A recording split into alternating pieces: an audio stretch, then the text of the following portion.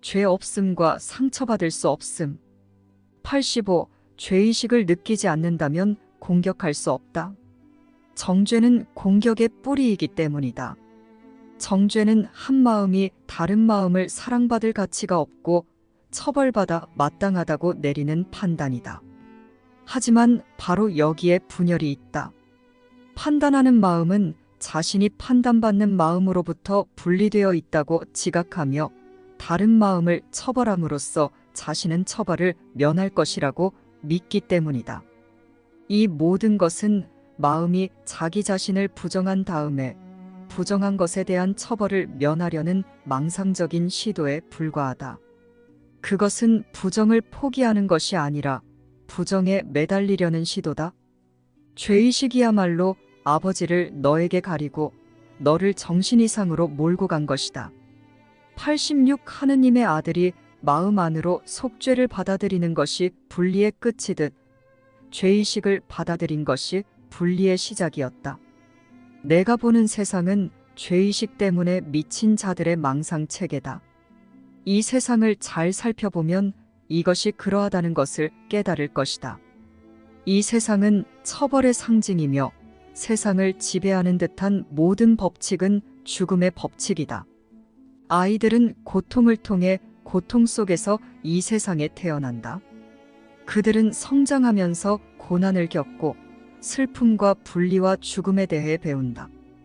그들의 마음은 뇌에 갇혀 있으며 몸이 손상되면 뇌의 능력도 쇠퇴한다. 그들은 사랑하는 듯 하지만 버리고 버림받는다.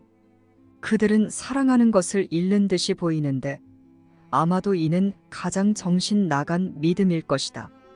그리고 그들의 몸은 시들어 간신히 숨을 잇다가 땅에 눕혀져 더 이상 없는 듯하다. 그들 가운데 하느님이 잔인하다고 생각하지 않은 자는 단 한 명도 없었다. 87. 만약 이것이 실제 세상이라면 하느님은 정녕 잔인하시리라. 어떤 아버지도 자식에게 구원의 대가로 이런 일을 겪게 하면서 여전히 사랑한다고 할 수는 없기 때문이다. 사랑은 구원하기 위해 죽이지 않는다. 만약 그렇다면 공격이 곧 구원이겠지만 이것은 하느님의 해석이 아닌 에고의 해석이다. 오로지 죄의식의 세상만이 그런 것을 요구할 수 있다. 오로지 죄의식을 느끼는 자들만이 그런 것을 상상할 수 있기 때문이다. 아담을 낙원에서 내쫓은 분이 아버지라고 믿지 않았다면 아담의 죄는 너희 가운데 누구에게도 영향을 끼칠 수 없었을 것이다. 아버지를 이해하지 못하는 자들만이 그렇게 믿을 수 있기에 그런 믿음으로 아버지에 대한 알미 상실되었기 때문이다.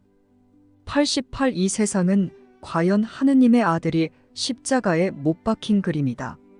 내가 하느님의 아들이 십자가에 못 박힐 수 없음을 깨닫기 전에는 이러한 세상을 볼 것이다. 하지만 내가 하느님의 아들이 죄가 없다는 영원한 사실을 받아들이기 전에는 이것을 깨닫지 못할 것이다. 그는 오로지 사랑만을 주었기에 오로지 사랑만을 받을 자격이 있다. 그는 결코 정죄한 적이 없기에 정죄받을 수 없다. 속죄는 그가 배워야 할 필요가 있는 마지막 레슨이다. 속죄는 그가 결코 죄를 지은 적이 없기에 구원이 전혀 필요 없음을 가르치기 때문이다. 89. 성령은 모든 훌륭한 교사들의 목표를 공유한다고 오래전에 말한 적이 있다. 그들의 궁극적인 목적은 학생들에게 그들이 아는 것을 다 가르쳐 주어서 그들 자신을 필요 없게 만드는 것이다. 성령은 오로지 이것만을 뜻한다. 아들을 향한 아버지의 사랑을 공유하는 성령은 아들의 마음에서 죄의식을 전부 제거하여 그가 아버지를 평화 속에서 기억하기를 뜻하기 때문이다. 평화와 죄의식은 정반대이며 아버지는 오로지 평화 속에서만 기억될 수 있다. 사랑과 죄의식은 공존할 수 없으며 그중 하나를 받아들이는 것은 다른 하나를 부정하는 것이다. 죄의식은 너의 시야에서 그리스도를 가린다. 죄의식은 하느님 아들의 결백함에 대한 부정이기 때문이다. 90. 내가 만든 이 이상한 세상에서 하느님의 아들은 과연 죄를 지었다. 그렇다면 내가 그를 어떻게 볼 수 있겠는가? 그를 보이지 않게 만들므로써 내가 받아들인 죄의식의 먹구름 속에 보복의 세상이 생겨났다. 그리고 너는 그 세상을 소중히 여긴다. 그리스도의 결백함은 에고는 결코 없었고 결코 있을 수도 없다는 증거다. 에고는 죄의식이 없이는 생명을 가질 수 없고 하느님의 아들에게는 죄의식이 없다. 내가 말한 대로 너 자신을 돌아보고 너의 행위를 정직하게 판단할 때 너에게 어떻게 죄가 없을 수 있는지 의심하려는 유혹을 느낄 수도 있다. 90일 하지만 다음에 대해 잘 생각해보라. 너는 시간 안에서는 죄가 없지 않지만 영혼 안에서는 죄가 없다. 너는 과거에 죄를 지었지만 과거란 없다. 항상에는 방향이 없다. 시간은 한 방향으로 흘러가는 듯이 보이지만 내가 시간의 끝에 도달하면 마치 내 뒤의 과거를 따라 깔아놓은 긴 카펫처럼 둘둘 말려 사라질 것이다. 하느님의 아들에게 죄가 있다고 믿는 한 너는 그 카펫이 죽음에 이른다고 믿으면서 그것을 따라 걸을 것이다. 그 여정은 길고 잔인하고 무의미해 보일 것이다. 그것은 본래 그러하기 때문이다. 90이 하느님의 아들이 자신에게 떠나게 한 여정은 참으로 어리석지만 아버지가 아들에게 떠나게 하시는 여정은 해방과 기쁨의 여정이다. 아버지는 잔인하지 않으시며 아들은 자기 자신을 해칠 수 없다. 그가 두려움에 떨며 보는 보복은 결코 그를 해칠 수 없을 것이다. 그가 비록 보복을 믿을지라도 성령은 그것이 참이 아님을 알기 때문이다. 성령은 시간의 끝에 서 있으며 너도 분명 그곳에 있다. 성령은 너와 함께 있기 때문이다. 성령은 하느님의 아들에게 합당치 않은 모든 것을 항상 무효화해 왔다. 그것은 하느님이 성령에게 주신 사명이었기 때문이다. 그리고 하느님이 주시는 것은 항상 존재해 왔다.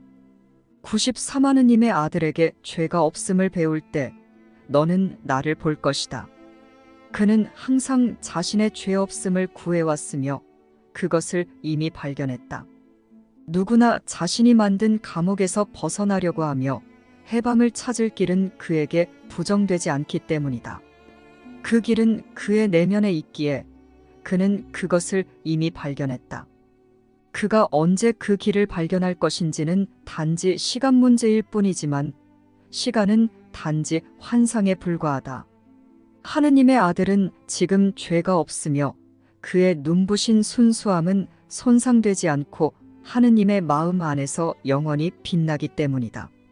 하느님의 아들은 항상 그가 창조된 그대로일 것이다. 너의 세상을 부정하고 그를 판단하지 말라. 그의 영원한 죄 없음은 아버지의 마음 안에 있으면서 그를 영원히 보호하기 때문이다. 94. 내가 스스로 속죄를 받아들였을 때 하느님의 아들은 죄가 없음을 깨달을 것이다. 오로지 그를 죄 없다고 볼 때만 너는 그의 하나인 상태를 이해할 수 있다. 죄라는 아이디어는 한 사람이 다른 사람을 정죄할 수 있다는 믿음을 일으켜서 결합 대신 분리를 투사하기 때문이다. 너는 오로지 너 자신만 정죄할 수 있으며 그렇게 함으로써 너 자신이 하느님의 아들임을 알 수 없게 된다. 하느님의 아들이 더없이 결백하다는 것은 그의 존재의 조건이지만 너는 그동안 그것을 부정했다. 사랑으로부터 그가 창조되었으며 사랑 안에 그가 머물러 산다. 선과 자비가 항상 그와 동행한다. 그는 항상 아버지의 사랑을 확장해 왔기 때문이다. 95. 너와 함께 여행하는 거룩한 동반자들을 지각할 때 너는 여정이란 것은 없으며 오로지 깨어남만 있음을 깨달을 것이다. 하느님의 아들은 잠들어 있지 않으며 너를 위해 아버지와의 약속을 지켜왔다. 여행할 길도 없고 여행에 걸리는 시간도 없다. 하느님은 당신의 아들 없이 계시기를 영원히 뜻하지 않으시기에 그를 시간 안에서 기다리지 않으시기 때문이다. 그래서 항상 그러했다.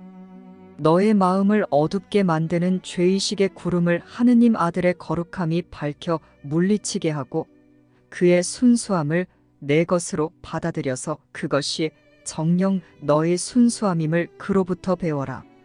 96. 너는 죄가 없기 때문에 상처받을 수 없다. 너는 오로지 죄의식을 사용해서만 과거에 매달릴 수 있다. 죄의식은 내가 과거에 행한 것 때문에 처벌받을 것임을 입증하며 따라서 과거에서 미래로 진행하는 1차원적인 시간에 의존하기 때문이다. 이것을 믿는 자라면 그 누구도 항상이 무엇을 의미하는지 알 수 없다. 그러므로 죄의식은 너에게서 영원에 대한 이해를 빼앗아갈 수밖에 없다. 너는 영원하기에 불멸이며 항상은 지금일 수밖에 없다. 그렇다면 죄의식이란 단지 에고의 연속성을 보장하려고 너의 마음에 과거와 미래를 붙잡아두는 방법이다. 과거에 있던 것이 미래에 처벌받는다면 에고의 연속성이 보장되기 때문이다.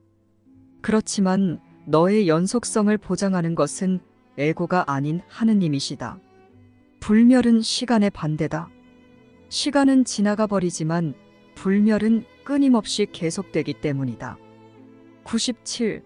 너는 속죄를 받아들임으로써 불멸이 정녕 무엇인지 배운다. 너 자신의 죄 없음을 받아들임으로써 과거는 결코 없었고 따라서 미래도 불필요하다는 것을 배우기 때문이다. 시간 안에서 미래는 항상 죄갚음과 관련되며 오로지 죄의식만이 죄갚음이 필요하다는 느낌을 일으킬 수 있다. 그러므로 하느님 아들의 죄 없음을 너의 것으로 받아들이는 것은 하느님이 당신의 아들과 그의 진정한 정체를 너에게 일깨워 주려고 사용하시는 방법이다. 하느님은 결코 당신의 아들을 정죄하지 않으셨으며 그는 죄가 없기에 영원하다. 98. 죄의식을 실제화한 다음에 속죄하는 방법으로는 죄의식을 물리칠 수 없다. 이것은 에고의 계획으로서 에고는 죄의식을 물리치는 대신에 그런 계획을 제공한다. 에고는 공격이 곧 구원이라는 미친 개념에 완전히 사로잡혀서 공격을 통한 속죄를 믿는다. 죄의식을 애지중지하는 너 또한 이것을 믿고 있음에 틀림없다. 왜냐하면 에고와 동일시하지 않고서야 원하지도 않는 것을 어찌 그리 소중히 여길 수 있겠는가? 99. 에고는 내가 유죄이니 너 자신을 공격하라고 가르치며 이것은 죄의식을 강화할 것이다. 죄의식은 공격의 결과이기 때문이다. 그렇다면 에고의 가르침에는 죄의식에서 탈출할 길이 전혀 없다. 공격은 죄의식을 실제화하며 만약 죄의식이 실제한다면 그것을 극복할 수 있는 길은 전혀 없기 때문이다. 성령은 죄의식이 결코 존재한 적이 없음을 그저 조용히 인식함으로써 죄의식을 물리친다. 성령은 죄 없는 하느님의 아들을 바라보면서 이것이 진실임을 안다. 그리고 이것은 너에게 해당하는 진실이기에 너는 너 자신을 공격할 수 없다. 죄의식이 없다면 공격은 불가능하기 때문이다. 그렇다면 너는 정녕 구원되었다. 하느님의 아들은 죄가 없기 때문이다. 그리고 너는 더없이 순수하기에 정녕 상처받을 수 없다.